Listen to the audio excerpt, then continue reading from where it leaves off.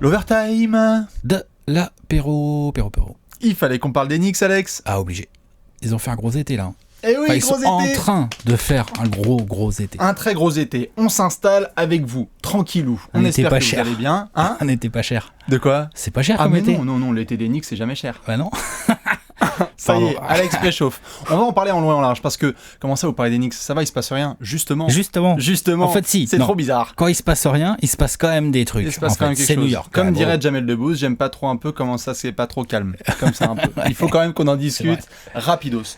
Sur plusieurs angles. Déjà, bien évidemment, sur Scott Perry, le nouveau general manager qui vient d'arriver, sur le dossier Carmelo Anthony, et puis sur d'autres, etc. On peut commencer par les vite fait. Je crois qu'on en avait déjà parlé, mais du Qu'est-ce qui s'est passé?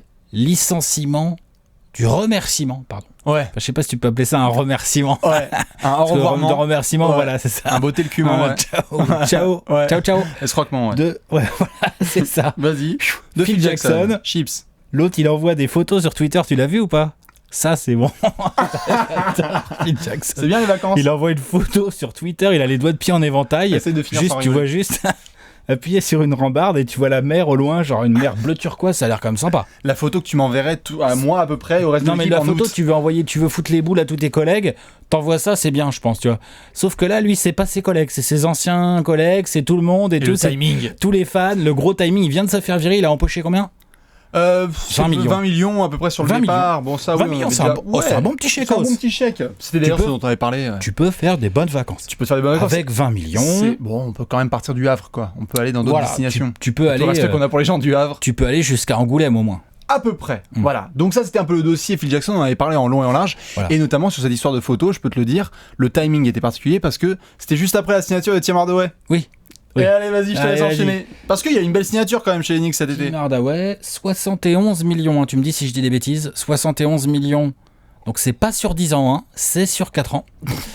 Voilà. Donc ça fait entre 17 et 18 par an. Oui. Grosso modo, hein, c'est un contrat progressif. C'est un arrière. 36 millions la saison pour Joakim Noah. C'est un arrière qui a été drafté par les Knicks. Voilà. De toute façon, on l'a fait le circuit, on l'avait fait, c'était en 2014. En 2014, on a fait ça dans un free flow, je crois. Non, on l'a fait d'ailleurs au dernier apéro. On avait fait. Non, mais c'était rapidement. On avait fait un tout petit angle sur les Knicks. C'était sur les équipes qui n'avaient pas fait t'as raison. Le meilleur été. Autant pour moi. Mais donc pour ceux qui n'avaient pas vu, juste les Knicks en effet, on refait le circuit rapidement. Tim Hardaway drafté 2014, les 2015. Hawks, pouf. Enchaîné contre Jalen Grant. Ils le recident, ils lui font une offer sheet. Les Hawks ont refusé de matcher et donc Tim Hardaway Jr. est désormais un Knickerbocker pour 4 ans. Ah oui, mais moi parce qu'ils l'auront 4 ans, hein, parce que ça, ils le trahiront pas ce contrat-là. Non, ils le trahiront pas. Moi, j'en ai parlé avec Travis Schlenk, le nouveau GM d'Atlanta. Quand les Knicks ont fait la proposition de contrat. Attends, faut qu'on réfléchisse. Ouais, mort de rire.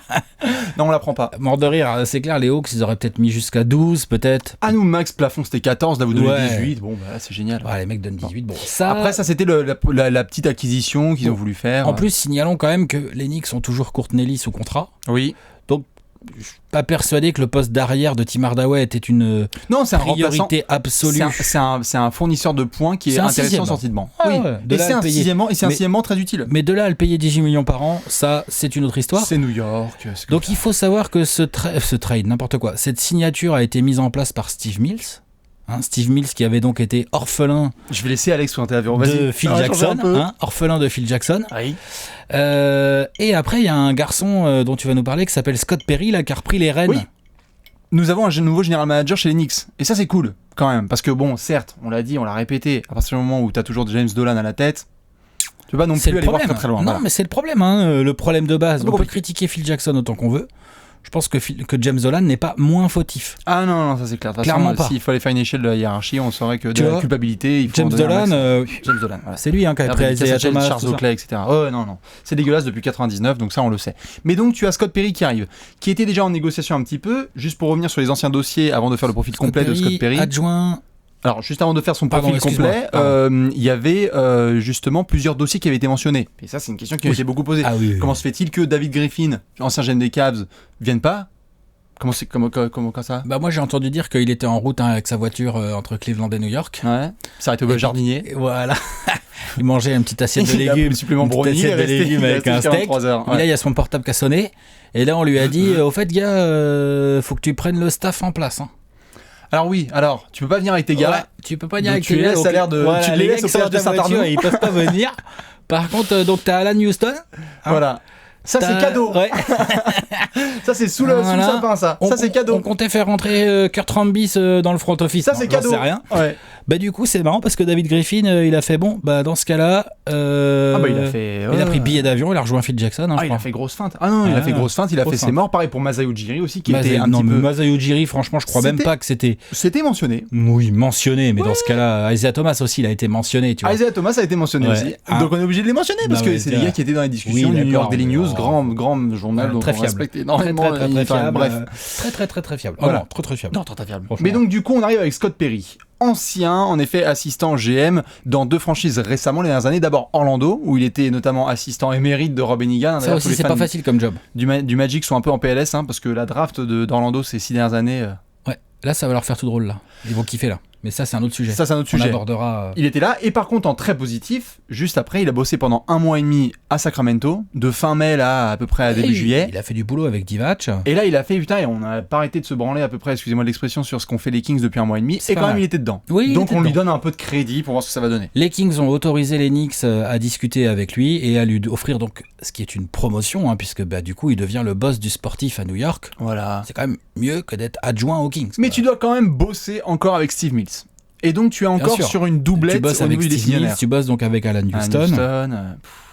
C'est un peu compliqué. C'est pour ça qu'on peut pas donner non plus. On peut pas laisser juste l'arrivée de Scott Perry devenir une nouvelle page extrêmement puissante en mode mais si tout va changer à New York. Non, c'est un peu compliqué. Tu peux avoir une nouvelle direction et de nouvelles ententes avec Jeff Hornacek par exemple, dont on doit parler aussi, qui va être tout de suite beaucoup mieux lui, parce que l'autre il a prononcé triangle 360 fois sur les 365 derniers jours. Ouais. Là il est peinard. Ah bah là il est peinard. Ouais. Ah non, ça c'est clair. Donc ça on est obligé de le mentionner. Il est peinard. Sauf que par contre, Scott Perry arrive en fin de marché. Le bateau crame. Je veux dire, le mec, embaucher un GM le 15 juillet, je sais pas la date exacte, mais c'était ça en gros. Non, mais un GM, ça s'embauche mi-avril, ça. Oui, Max. Non, au pire, juste au moins avant la draft, quoi. On va dire ça comme ça, quoi. Je comprends pas les Cavs, ils ont. Enfin, oui, vas-y. Voilà. Bon, alors, les Cavs, c'est autre chose. Mais oui, pour le coup, c'est ça qui est un petit peu bizarre avec la date de ce recrutement.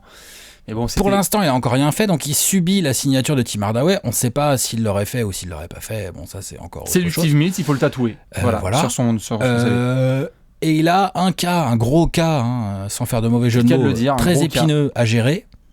C'est le Camelo. C'est le Carmelo Anthony, ouais, le caca Carmelo. Il faut qu'on en parle aussi un petit peu, le cas Carmelo Anthony, parce que plus les minutes passent, et si ça se trouve, à peine on aura terminé le tournage, qu'il y aura déjà Carmelo à Houston, on ne sait pas, mais juste pour remettre un petit peu à Portland, moi j'ai vu le tweet de notre ami CJ McCollum. Allez. C'est son Instagram, non ? Oui, tu me parlais des bonnes sources, alors là, allons-y en courant. Non, juste pour remettre un petit peu les infos en tête. Gardez-les bien en tête. Cette semaine, il doit y avoir, normalement, une réunion entre Steve Mills, Scott Perry et Carmelo Anthony. Pourquoi ? Parce que l'arrivée de ce nouveau manager fait que Steve Mills se dit bon, ok, là, plus les jours passent, plus la valeur de Melo sur le marché, elle chute. Là, tu peux l'avoir contre 2 Twix et une clope. C'est un peu compliqué. Disons que la semaine dernière, il y avait des discussions qui semblaient très avancées. C'était acté, on avait même fait un peu, on avait dit c'est bon, c'est fait. Voilà. Ça semblait très avancé entre Knicks et Rockets pour envoyer Melo à Houston, sauf que les Knicks ne voulaient pas de Ryan Anderson, donc il fallait trouver d'autres équipes pour bricoler un trade. Donc Phoenix et Portland étaient cités dans la bataille. Ça envoyait des pics, à Phoenix dans tous les sens, et Phoenix, soi-disant, envoyait Eric Bledsoe à New York. Bon.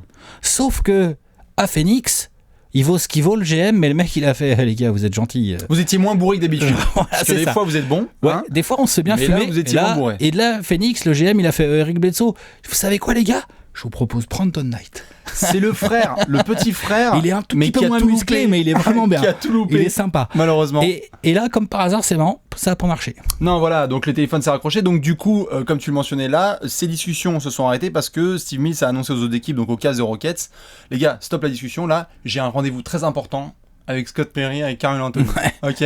Donc, quelle va être la teneur de ce rendez-vous ? Moi, je pense que Melo va dire arrêtez vos conneries. Vous avez dit que vous allez jusqu'au bout du process. Transférez-moi. Démerdez-vous. Parce que, ok, certes. Oui, mais Melo, il veut pas aller n'importe où. Il est gentil. Il veut pas aller n'importe où. On est d'accord. Mais c'est juste que l'opposition qu'il y a, et là, je demande l'avis de tout le monde là-dessus, c'est que tu te retrouves dans une situation où tu as la saison qui commence donc dans 3 mois. Donc ça va. Mais tu as le camp d'entraînement dans 2 mois, à peu près. Et là-dessus, tu vas pouvoir me donner ton avis aussi. évidemment que c'est le management qui décide au finish, même si Melo il a la trade clause et tout ça, c'est le management qui va décider s'il y a transfert ou pas. Ils peuvent le garder en soi. Bien sûr. Le problème, c'est que si tu es dans un virage ouf avec Phil Jackson qui a pu se débarrasser avec un nouveau GM, est-ce que tu veux démarrer une saison avec Carmelo dans ton effectif ? Non, clairement pas. Donc il faut que tu te démerdes, quitte à récupérer de la merde contre... Moi je pense que Melo il va se faire trader contre vraiment des Twix quoi. C'est pour ça que je maintiens que finalement récupérer Brandon Knight, c'est peut-être limite le mieux qu'il puisse avoir les autres. Tu le veux ? Ah non, moi je veux pas Melo, mais il va à Houston, et Phoenix envoie Brandon Knight. Nous, Phoenix, tu récupères. James Harden. Non. Tu récupères le pick de draft, le premier choix de draft des Knicks de l'année prochaine, parce qu'ils vont pas gagner beaucoup de matchs, ça peut être intéressant. Okay. Phoenix peut encaisser du cap, donc il y a pas de problème. Au pire, on peut récupérer un contrat de merde de Houston. Tu sais quoi ? Je veux bien même récupérer Ryan Anderson s'il y a des pics de draft pas trop mal autour. Oui, vas-y en courant. Voilà, je sais que Portland est intéressé par Ryan Anderson également pour rentrer dans l'affaire. Oui, sauf que Portland, eux, ils sont full de chez full en termes de salary cap. Ils sont gros défenseurs, donc ils prennent Ryan Anderson et Melo, tu vois. Le problème qu'ils ont rencontré aussi dans cette histoire à 4, c'est que Portland est full de chez full en termes de salary cap, et donc Portland est obligé de lâcher des joueurs. Donc Portland a commencé à dire qui veut Evan Turner, donc là tout le monde a baissé les yeux. Après les mecs ont fait qui veut Allen Crabbe, donc là ça a baissé les yeux aussi. Il y a un con au fond de la salle.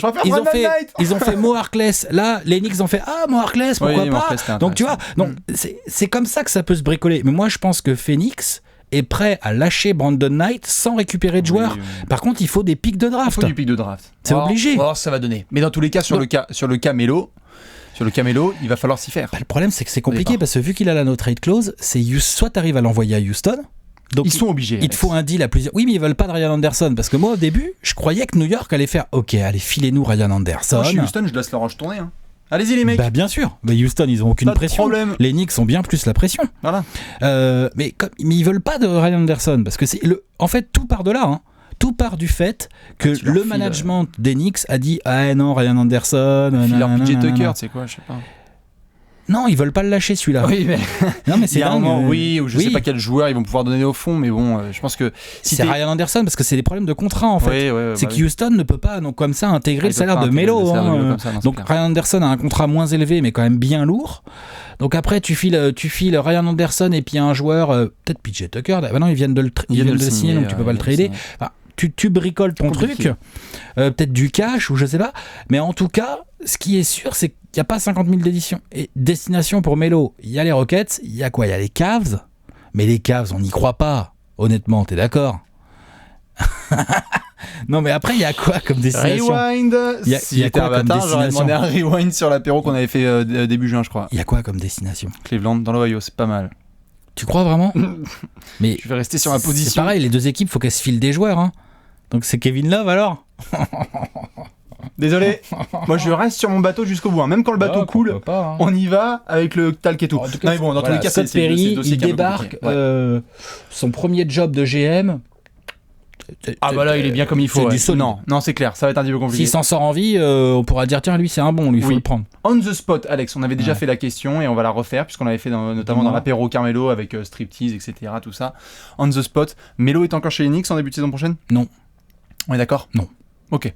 C'est acté. Il sera pas. De voir. Est-ce que ce sera août, est-ce que ce sera juillet ? Dans tous les cas, balancez tous vos avis là-dessus. Nous, on va suivre ce dossier. On souhaite quand même bon courage à Scott Perry. Ouais, et moi, il a pas l'air méchant. Et limite, je souhaite à Melo de plus être à New York. Moi, j'ai envie de voir ce joueur ailleurs. Oui. Ça y est, c'est bon, il y en a marre. Ça suffit, c'est un grand joueur. Ouais, franchement. Allez, moi je relance, on termine là-dessus. À la prochaine.